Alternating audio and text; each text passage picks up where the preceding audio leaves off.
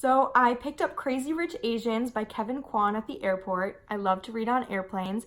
And to be 100% honest, I did pick it up because of the movie. I really love the movie, and I figured if I like the book as well, it's a trilogy, so I'll have two more books to read. And I did really like it. I would rate it probably about 3 out of 5 stars, and it took me a week to read. So it is all about Rachel Chu and Nicholas Young's relationship. They've been dating for about 2 years. They're both professors at the same university, and Nick decides to whisk her away to Asia for a summer vacation. And while he's there, he intends to introduce Rachel to all of his friends and family by bringing her to a big fancy wedding for his best friend Colin in Singapore.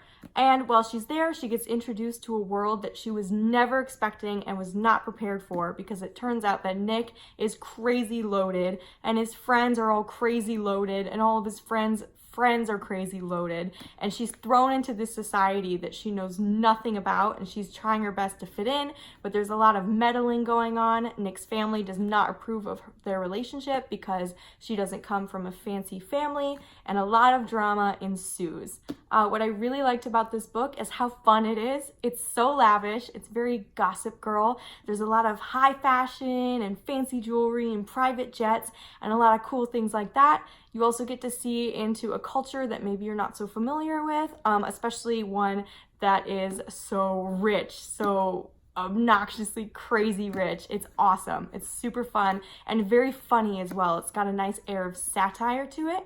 If I had to pick something I did not like, I would say the characters can be a little flat, mostly in the dialogue. I would say Kevin Kwan did a great job of world building, since he actually grew up for about 11 years in this rich Singapore world. It's really cool. There's some interviews about it, but I think he spent so much time building up the world that I maybe didn't get as much realistic dialogue as maybe I would have liked to.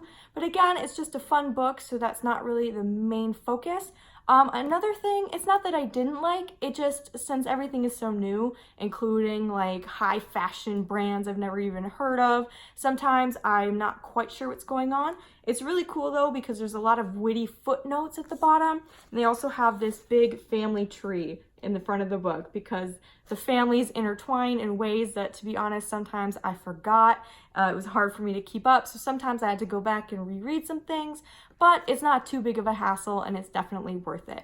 So would I recommend this book? Yes, 100% I would.